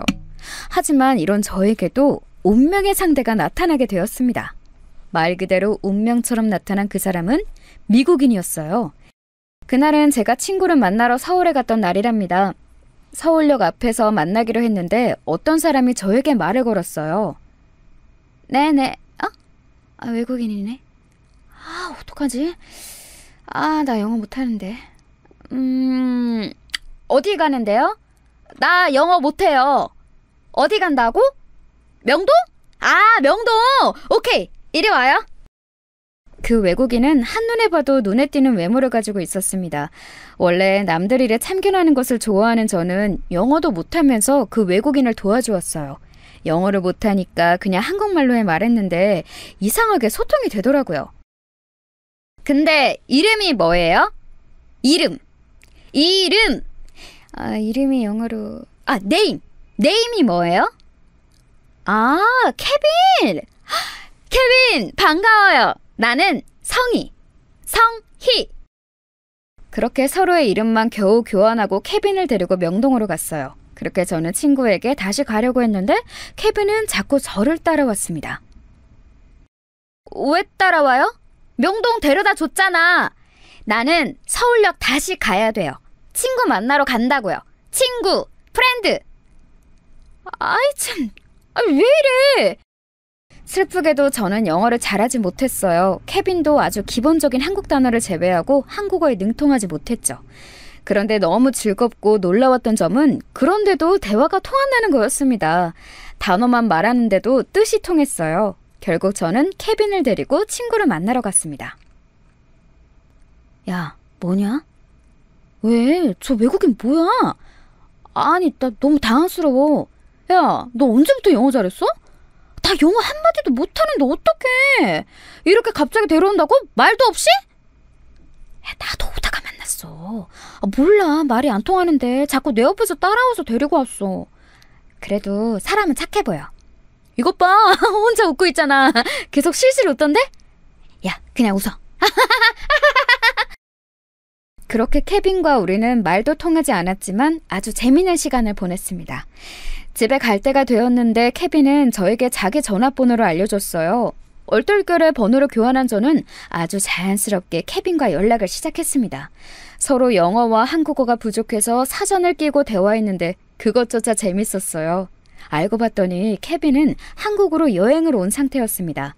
부모님이 한국과 관련된 사업을 하시는 분들이었죠. 그렇게 케빈과 저는 연인으로 발전하게 되었어요. 처음으로 만난 남자친구가 미국인이라니 친구들 사이에서 아주 유명해졌습니다. 아이, 남자를 만나라고 했더니 미국인을 만나네? 우리 딸 진짜 내 딸이지만 너는 도대체 무슨 생각으로 사는 거야? 제발 평범하게 살 수는 없어? 너 이러다 미국 간다고 하겠다? 엄마, 안 그래도 케빈이 자기 따라서 미국 가자고 하더라. 엄마 어떻게 알았어? 나 국제 결혼해서 미국 갈 거야. 엄마 사위는 미국인이고 손주는 혼혈인 거지. 신하지 않아? 뭐? 너 그런 얘기를 이렇게 아무렇지 않게 한다고?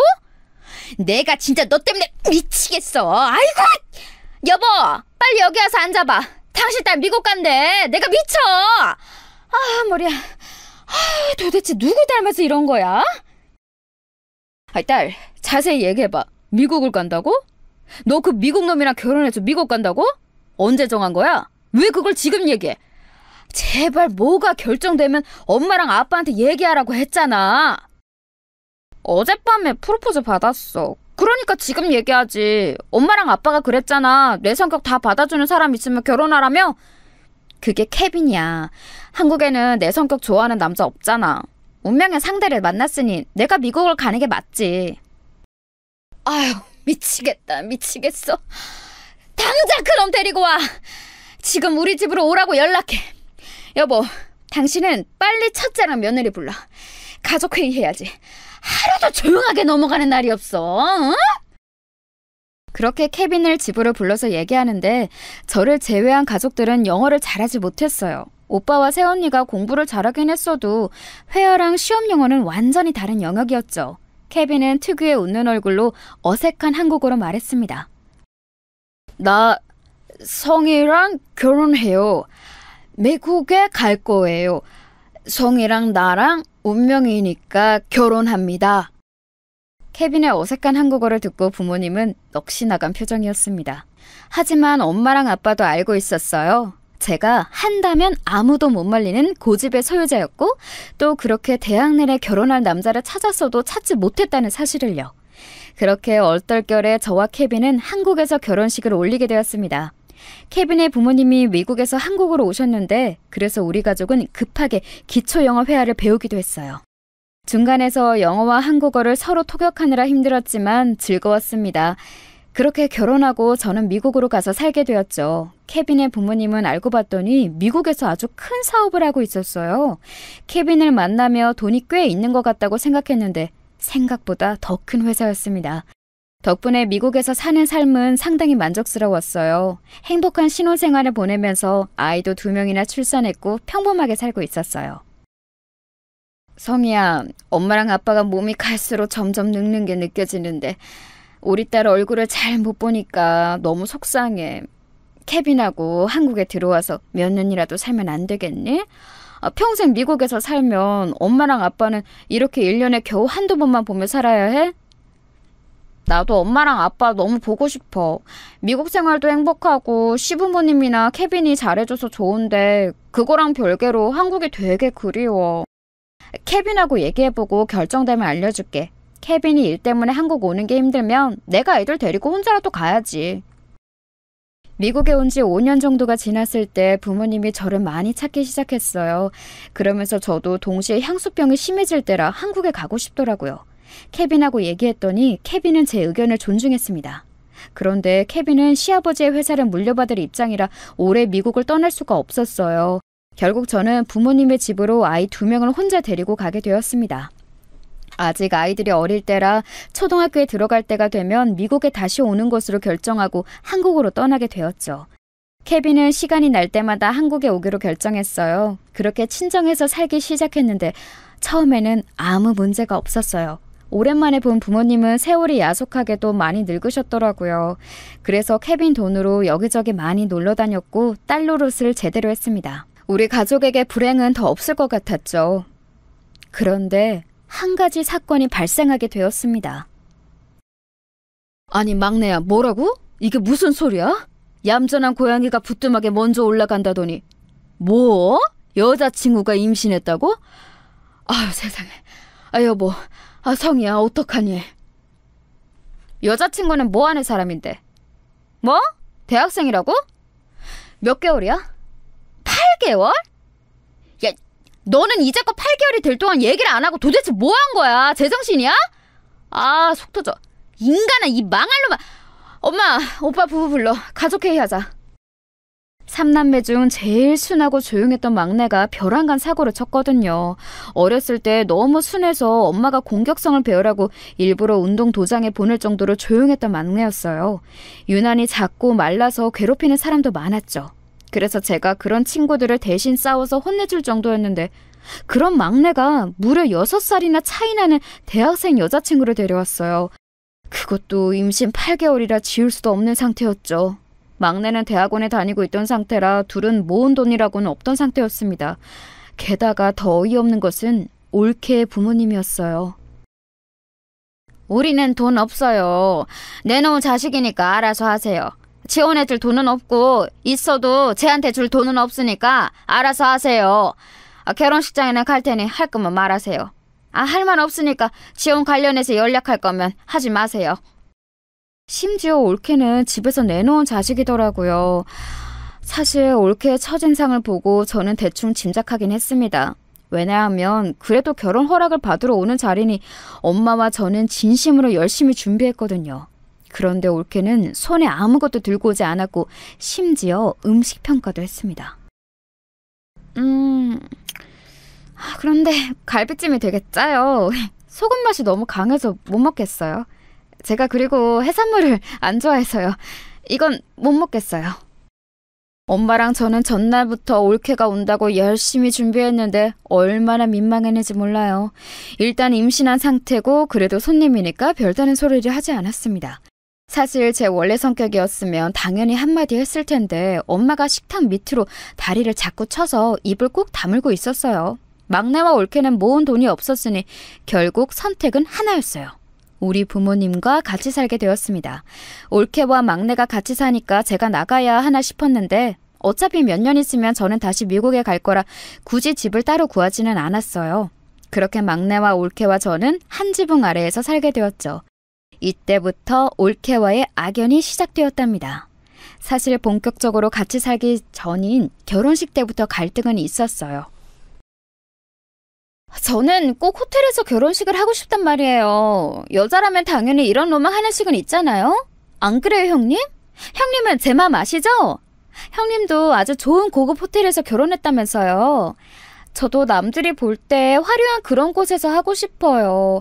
인생에 한 번뿐인 결혼식인데 이 정도는 바랄 수 있잖아요. 우리는 남편 쪽에서 결혼식 비용을 내주셔서 가능했던 건데 지금 올케랑 성민이는 돈이 없잖아. 우리 형편도 그렇게 막 호텔 결혼식을 해줄 수 있을 정도로 돈이 많지 않아. 설사 있더라도 그 돈이면 둘이 살 단칸방이라도 구했겠지. 올케 그렇게 고집 부릴 때가 아니야. 현실과 타협하는 것도 중요하잖아. 형님, 어떻게 이러실 수가 있으세요? 본인은 비싼 드레스부터 할 거 다 해놓고 저한테는 이런 싸구려 예식장하고 남들이 입는 드레스 대여해서 대충 입으라고요? 그리고 막말로 제 친구들은 다 남편 쪽에서 집 해오던데 저는 이렇게 시부모님과 같이 살아야 하고. 뭐? 말이 심하네? 지금 우리 집이 본인 신혼집 못 해줬다고 뭐라 하는 거야? 그렇게 치면 올케는 뭐 혼수 가지고 올 수 있어? 올케네 부모님은 대줄 돈 없다고 딱 잘라서 말했잖아. 할 말이 있고 못할 말이 있지. 어머 형님, 왜 저한테 소리를 지르고 그러세요? 당황스러워요. 저 임신했는데 이렇게 임산부한테 노발대발 소리를 질러도 되는 거예요? 이러다 제 뱃속에 아기가 잘못되면 그땐 책임지실 건가요?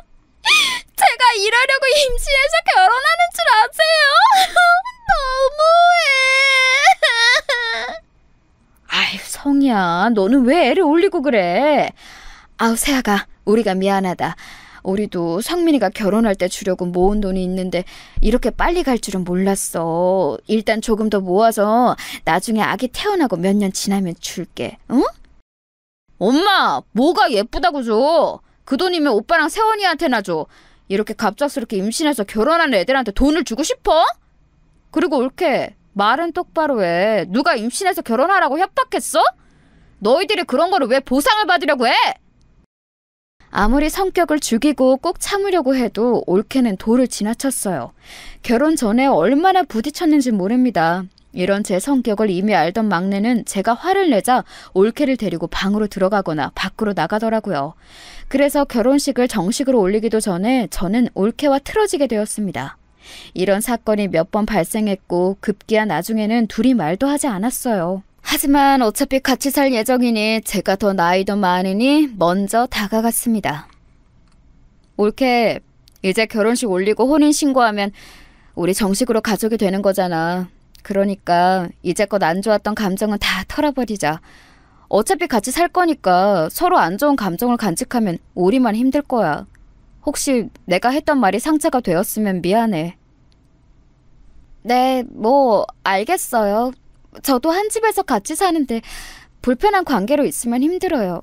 그럼 우리 잘 지내봐요. 그렇게 올케와 저는 화해 아닌 화해를 하고 같이 살게 되었는데 결혼식을 올린 후가 더 문제였어요.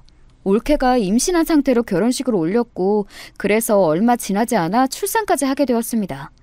올케의 친정에서는 정말 하나도 도와주지 않았어요. 그래서 우리 집에서 조리원 비용도 대주었고 도우미 비용도 냈습니다. 우리 엄마는 맏며느리가 출산했다고 손수 시장에 가서 한우도 사오고 미역국도 끓여주셨어요. 그런데 아이를 낳아본 분들은 아실 텐데 신생아를 키우는 게 진짜 쉬운 일이 아니거든요. 올케는 본인이 낳은 아기면서 아기를 제대로 돌보지 않았어요.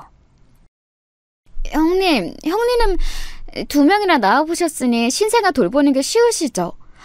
아, 부러워요. 저는 출산하면서 너무 힘들어서 피곤해요. 형님이 아기 좀 돌봐주세요. 저 조금만 잘게요. 올케는 자기 아이면서 저한테 대놓고 맡기기 시작했어요. 처음에는 오랜만에 신생아를 보니 저도 귀여워서 먼저 나서서 봐주었는데 나중에는 제가 조카의 엄마가 된 기분이었습니다. 올케는 맨날 아기를 나랑 엄마한테 맡기고 혼자 누구랑 저렇게 전화하는 거야? 안 되겠어. 한마디 해야겠어. 누가 임신하고 출산하라고 시켰어? 본인이 좋아서 해놓고 저렇게 나 몰라라 해도 되는 거야? 양심이 어딨어? 아우, 예성이야. 네가 참아. 아직 어리잖니. 저 나이 때는 그럴 수도 있지 뭐. 우리가 그냥 돌보자. 본인도 친정에 못 기대니까 얼마나 속이 상하겠어. 아유, 네가 힘들면 엄마가 돌볼 테니까 아기 엄마 줘. 아, 엄마는 지금 허리랑 손목도 안 좋으면서 왜 자꾸 아기를 안아줘? 막내 언제 집에 와?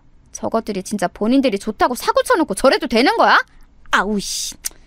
성이야, 참아. 엄마가 대신 미안해. 아우, 그러지 말라고. 엄마 얼굴 봐서라도 참아. 제 성격상 올케가 저러는 꼴은 못 봐서 뭐라 하려고 하면 엄마는 그런 저를 진정시켰어요. 올케가 친정에서 내놓은 자식이니 그게 그렇게 안쓰러웠나 봐요.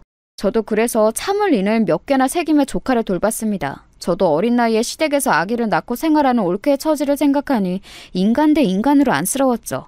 자기도 마음 둘 곳이 없으니 본인 친구들과 통화하며 견디는 거라고 생각했습니다. 조카의 육아를 저와 엄마가 다 하고 올케는 본인 친구와 통화하거나 놀기 바빴어요. 그런 행패를 꾹 참던 어느 날 제가 폭발하게 된 계기가 생겼습니다. 바로 새언니 관련이었어요. 새언니는 둘째 조카를 낳다가 몸이 심하게 안 좋아졌어요. 생명이 위독해서 의사가 오빠에게 언니나 아기를 선택하라고 할 정도로 심각했었습니다. 결국 기적적으로 언니와 조카 둘 다 살아났지만 언니는 병원에 몇 달을 입원해야 했어요. 다행히 조카는 문제가 없었지만 새언니는 조금만 무리해도 쓰러지거나 힘들어했어요. 그래서 우리 집에 오면 저와 엄마는 새언니에게 정말 말 그대로 물 한 방울 묻히게 하지 않았습니다. 언니는 워낙 천사 같은 성격이라 제가 많이 좋아했었고 사람이 순수하고 맑았어요. 새언니가 집에 와서 아무것도 하지 않아도 그냥 얼굴만 봐도 좋았습니다. 당연히 아픈 사람에게 뭘 시키고 싶은 마음도 없었고요. 이런 상황에서 그날은 명절이라 새언니랑 오빠가 방문한 날이었어요. 오빠도 조카가 2명이나 있어서 집안은 아이들로 북적거렸습니다. 자식들과 손주들이 집에 가득하니 부모님도 기분이 아주 좋은 상태였어요. 그래서 평소에 잘 드시지 않던 술도 많이 드셨죠. 분위기가 무르익은 상태였는데 다들 기분도 좋았습니다. 그때 마침 올케가 화장실에 다녀오는 상태였어요. 부엌하고 제일 가까운 위치여서 저는 아무 의도 없이 말을 꺼냈는데 황당한 대답을 들었습니다. 올케, 오면서 부엌에서 사과랑 칼 가져다 줄 수 있어? 과일이 먹고 싶네. 사과는 내가 자를 테니까 올케가 식탁 위에 있는 사과만 들고 와주라. 고마워.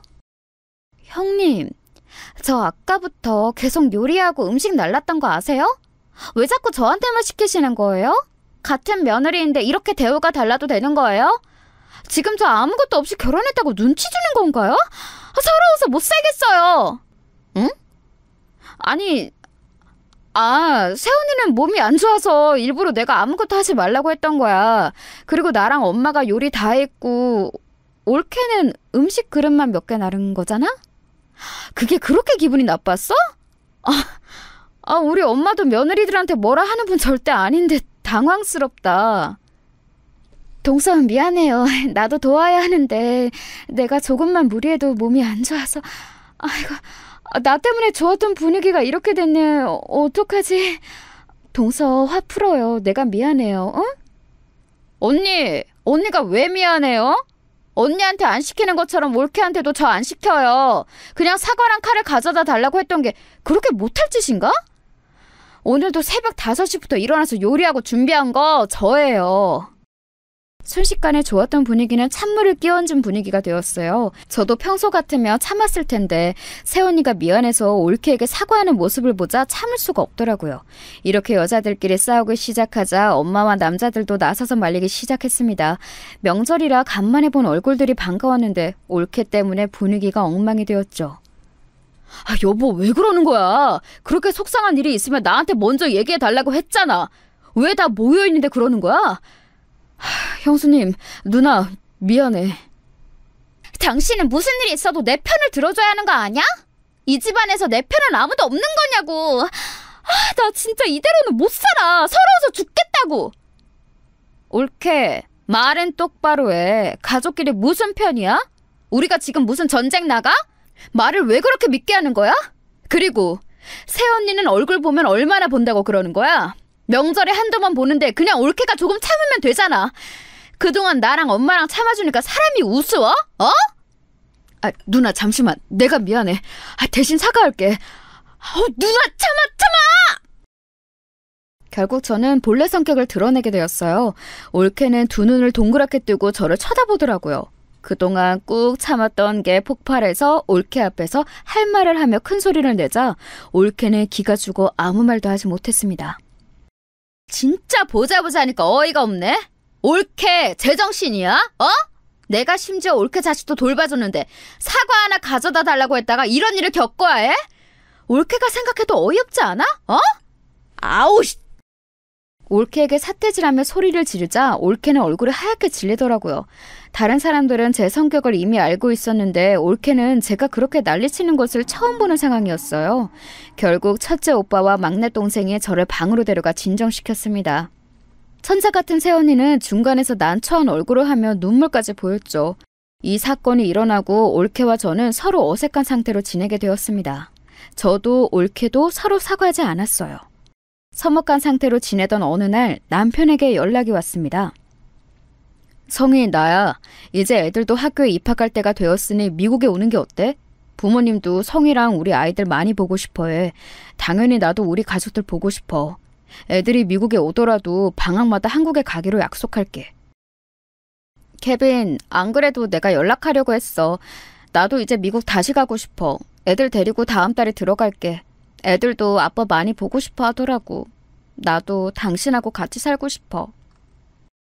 사실 우리 아이들이 혼혈이라 어디를 가더라도 주목을 많이 받던 상태였어요. 그리고 태어난 곳이 미국이라 한국어가 조금 서툴기도 했습니다. 그래서 아이들이 적응을 잘하는 상태는 아니었어요. 마침 올케와도 매우 어색한 상태라 아이들도 눈치를 보던 상황이었거든요. 그래서 저는 미국으로 돌아갈 준비를 시작했습니다. 그런데 한 가지 문제가 발생했어요. 바로 우리 부모님의 건강이었습니다. 부모님이 나이가 들며 두 분이 병원도 많이 가고 몸이 쇠약해지셨어요. 특히 아빠는 암까지 걸리셔서 집에서 간호가 필수였습니다. 누나, 내가 어차피 모시고 사니까 책임지고 엄마랑 아빠 돌볼게. 그러니까 너무 걱정하지 말고 미국 가. 무슨 일 생기면 반드시 연락할 테니까 그건 걱정하지 말고. 혹시라도 엄마랑 아빠가 돈 때문에 병원에 가기 힘들어하면 언제든지 말해. 그리고 누나가 너무 미안하니까 미국에서 생활비도 너 월급만큼 보낼게. 그러니까 올케랑 부모님 잘 부탁해. 알겠지? 알겠어. 아내도 저번에 그 이후로 누나랑 부모님한테 미안했는지 계속 얘기 꺼내더라. 누나도 미국 가서 매형하고 애들하고 행복하게 살아. 어차피 명절 때는 한국에 올 거라며? 몸 조심히 가고 무슨 일 있으면 누나도 꼭 연락해줘. 알겠어. 나도 올케한테 부모님 맡기고 가는 거 마음이 좋지는 않아. 고맙게 생각하고 있으니까 성민이 네가 올케한테 말 잘해줘. 오빠랑 새언니도 너희 부부에게 미안하게 생각하더라. 저는 아이들을 데리고 미국으로 다시 갔고 거기서 케빈의 도움으로 잘 정착할 수 있었어요. 케빈은 우리 부모님의 건강 상태를 듣더니 매달 소정의 돈을 남동생에게 보냈습니다. 우리 부모님을 그렇게 챙겨줘서 얼마나 고마웠는지 몰라요. 엄마, 몸은 어때? 괜찮아? 올케가 잘 챙겨주고 있어? 내가 옆에 있어야 하는데 미안해. 병원 갈 때 무조건 택시 타고 가. 그러라고 내가 돈 보내주고 있는 거니까. 알겠지? 그럼 걱정하지 마. 엄마 잘 지내고 있어. 오늘도 막내가 나랑 네 아빠 데리고 병원 데려간다고 하더라. 확실히 늙으니까 몸이 예전 같지 않아. 너야말로 잘 지내고 있는 거지? 케빈은 어때? 우리 애들도 보고 싶네. 아유, 우리야 너무 잘 지내서 아무 소식이 없어. 엄마가 예전에 말했던 평화롭고 평범한 생활을 하는 중이야. 오히려 너무 단조로워서 문제라니까? 애들도 확실히 예전보다 적응도 잘하고 나는 문제가 없어. 그렇다면 다행이네. 성희야, 엄마 이제 병원 갈 준비해야 해서 이만 끊을게. 케빈에게 안부 전해줘. 엄마가 아빠한테도 너한테 연락 왔다고 얘기할게. 다음에 다시 연락하자. 미국에 와서도 저는 부모님과 연락을 꾸준하게 주고받았어요. 올케가 불편할 수도 있어서 직접적인 연락은 주고받지 않았고 엄마나 남동생을 통해 안부를 전했습니다. 늙은 부모님을 모시고 사는 게 쉽지 않다는 것을 저도 이미 알고 있었어요. 그래서 매달 보내는 돈 이외에도 주기적으로 값비싼 선물을 보냈습니다. 성민아, 이번 방학 때 지연이 여기로 보낸다고 했지? 누나가 케빈하고 얘기했는데 네 매형도 환영이래. 그러니까 지연이 걱정하지 말고 누나가 책임질 테니까 보내. 혹시 몰라서 얘기하는데 경제적인 그런 거는 신경 쓰지 마. 누나, 진심으로 고마워. 이렇게 지연이 방학 때마다 무료로 누나네 집에 보내면서 지연이가 영어가 많이 늘었어. 이 은혜를 어떻게 갚아야 할지 모르겠어. 그리고 지연이가 미국 가는 것을 너무 좋아해. 확실히 한국하고 문화가 달라서 그런가 봐. 나중에 지연이가 혹시라도 유학하고 싶다고 하면 얘기해. 누나 집에서 보내면 되잖아. 가족이 서로 좋다는 이유가 뭐니? 이렇게 서로 돕고 사는 거지. 게다가 네가 올케랑 늙은 부모님도 돌보고 있으니까 누나가 오히려 더 고마워. 안 그래도 아내가 부모님을 잘 돌보는 것 같아서 나도 좋아. 나한테 자기가 알아서 할 테니 전혀 신경 쓰지 말라고 하더라. 덕분에 회사 일에 집중할 수 있어. 나도 아내가 저렇게 변할 줄은 몰랐어. 고마운 마음에 조카가 한국에서 방학마다 미국에 오면 우리 집에서 무료로 재워주기도 했어요. 재워주기만 했을 뿐만 아니라 우리 아이들과 같이 놀이공원이나 공원에 데려가기도 했습니다. 올 때마다 맛있는 것을 먹이고 최대한 할 수 있는 모든 것을 해주었어요. 케빈도 조카가 오면 진심으로 친절하고 다정하게 대해주었죠. 이건 다 올케가 우리 부모님을 전적으로 돌봐서 고마운 마음에서 나온 행동이었습니다. 그런데 이렇게 지낸 지 몇 년이 지나고 믿기 힘든 일이 일어났어요. 시간이 흐르며 부모님의 건강은 더욱 안 좋아지기 시작했습니다. 실제로 제가 한국에 가면 부모님이 확 늙어 있어 속상했어요. 저는 그래서 올케가 당연히 우리 부모님을 돌봐주는 것에 대해 미안하고 고마웠습니다. 매달 보내는 돈 이외에도 수도 없이 선물을 보내고 갈 때마다 거액의 돈을 주고 왔어요. 이런 생활이 지속되던 어느 날이었습니다. 엄마에게 먼저 연락이 오는 경우는 잘 없는데 전화가 울려 받았더니 엄마였어요. 엄마, 무슨 일이야? 엄마가 먼저 연락도 하고 너무 좋다. 이따 케빈 오면 같이 있을 때 연락하려고 했었는데. 아무튼 혹시 안 좋은 일이 있는 거 아니지? 성희야, 우리 딸 너무 보고 싶다, 성희야.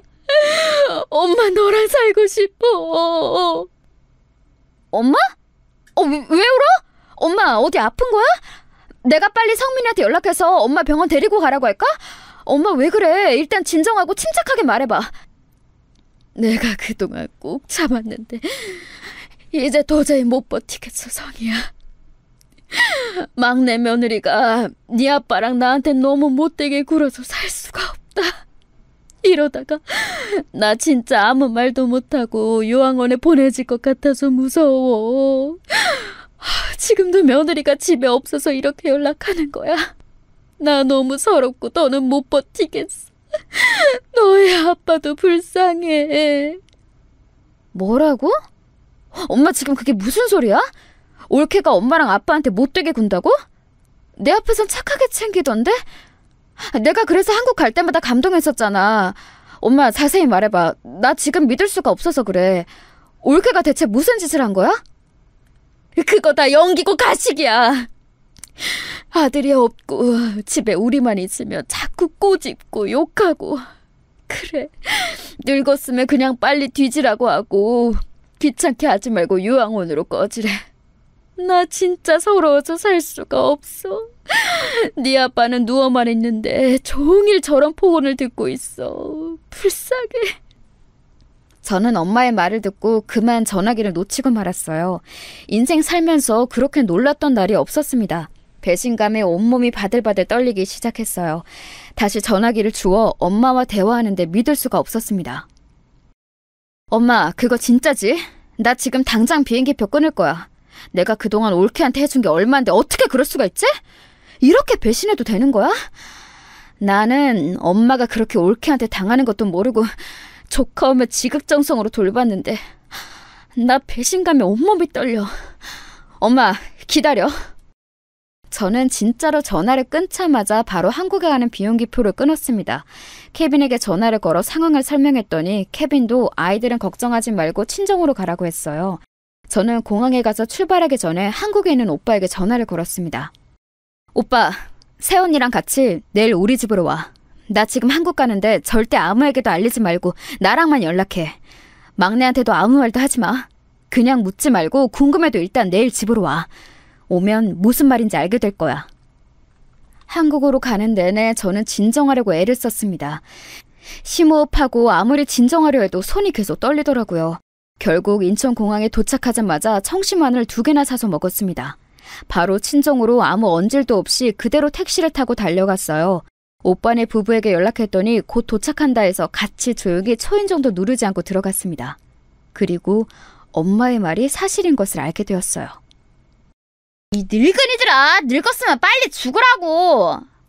귀찮아. 아니다, 죽으면 내가 돈을 못 받으니까 확 요양원에 보내던지 해야지. 그리고 네 딸 올 때만 내가 요양원에서 데리고 오면 되잖아? 올케는 우리가 들어온 것을 모르고 있었어요. 제가 정말 놀랐던 점은 심지어 올케는 아픈 우리 엄마에게 집안일을 시키고 있다는 점이었어요. 본인은 소파에 누워있고 우리 엄마는 아픈 몸으로 열심히 바닥을 닦고 있었죠. 그 모습을 보자마자 저는 올케에게 달려들었습니다. 깜짝이야. 어머, 형님. 어머머머머. 잠시만요. 이거 녹화 말씀하세요. 내 머리.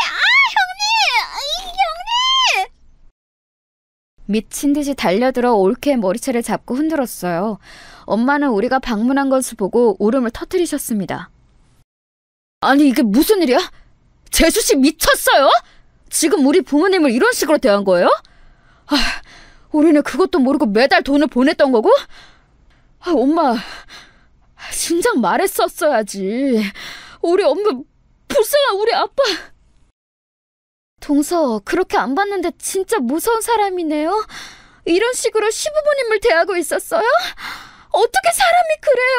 사람 대 사람으로 어른한테 이러면 안 되는 거잖아요. 어머님, 저희 집으로 가요. 아이고, 우리 새끼들이 왔구나. 아유, 내 자식들. 내가 너무 서러워서 살 수가 없어. 막내 아들이 없으면 이렇게 나를 구박해. 네 아빠는 누워만 있는데 잘 챙겨주지도 않아. 올케의 머리를 잡고 저는 미친 듯이 퍼붓기 시작했어요. 욕설과 함께 난리를 피우니 올케는 엉엉 울며 빌었습니다. 지금 네가 한 행동 내가 다 녹음했어. 나 절대 그냥 안 넘어가. 내 동생한테 다 말할 거야. 너 친정도 없어서 갈 곳도 없지? 이혼당해서 어디 혼자 살아봐. 감히 우리 부모님한테 저렇게 대?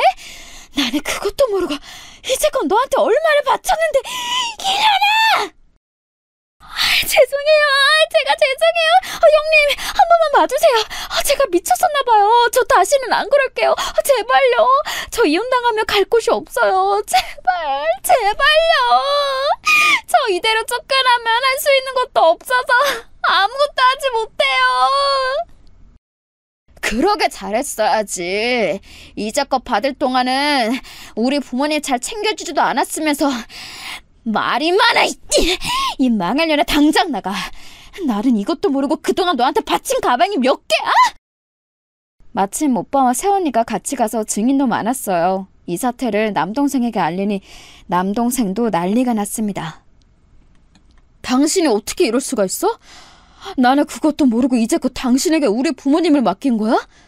자기가 알아서 할 테니 아무 걱정하지 말라고 했잖아. 이혼해. 나 당신하고는 못 살아. 지연이는 내가 키울 테니까 당장 우리 집에서 나가! 여보, 내가 잘못했어. 제발. 나 다시는 안 그럴게. 제발. 나 이혼당하면 어디로 가? 길거리에서 살아야 해. 제발, 제발. 형님, 어머니, 제가 잘못했어요. 용서해주세요. 올케는 손이 닳도록 싹싹 빌기 시작했어요. 하지만 가족들은 이미 그 광경을 봤으니 마음을 돌리지 않았습니다. 특히 남동생이 아내에 대한 배신감이 아주 심했어요. 알고 봤더니 본인이 알아서 다 챙길 테니까 동생 보고 신경 쓰지 말라고 했더라고요. 그러면서 받을 돈은 다 받고 있었던 거예요. 모든 사실이 탄로나고 실제로 남동생과 올케는 그대로 이혼하게 되었습니다. 그리고 부모님은 천사 같은 새언니와 첫째 오빠가 모시기로 결정했어요. 무려 새언니가 나서서 우리 부모님을 모시고 싶다고 얘기했습니다. 케빈에게 말했더니 올케에게 주었던 돈의 2배를 새언니에게 주자고 하더라고요. 아휴, 저는 돈 필요 없어요. 그동안 우리 시부모님께 받은 사랑이 얼만데요. 괜찮아요. 언니처럼 이렇게 착한 사람이 제 새언니라니 저는 너무 기뻐요. 언니, 부담스럽게 생각하지 말고 잘 들으세요. 케빈하고 얘기했는데 아무래도 아픈 노인 2분 모시는 거 힘들잖아요. 고급 아파트를 새로 사드릴 테니 거기 들어가서 사세요. 천사 새언니는 끝까지 돈을 받지 않겠다고 했습니다. 그래서 저와 케빈은 상의 끝에 서울 강남에 있는 고급 아파트를 얻어주었어요. 그리고 거기서 우리 부모님과 첫째 오빠 부부는 같이 살고 있답니다. 확실히 부모님도 오빠네와 같이 산 뒤로 건강이 확연하게 좋아졌어요. 혈색도 예전과 다르고 새언니가 잘해줘서 오히려 건강이 좋아지더라고요. 그래서 지금은 아무 걱정 없이 잘 살고 있답니다. 올케는 어디서 뭐를 하고 지내는지는 모르겠지만 솔직한 심정으로는 잘 살지 못했으면 좋겠어요. 우리 부모님한테 했던 짓을 떠오르면 평생 거지처럼 살길 바랍니다. 여기까지가 제가 준비한 사연인데요. 여러분 어떻게 들으셨나요? 재밌고 흥미롭게 들으셨으면 다행입니다. 그럼 이만 마치겠습니다. 들어주셔서 감사합니다.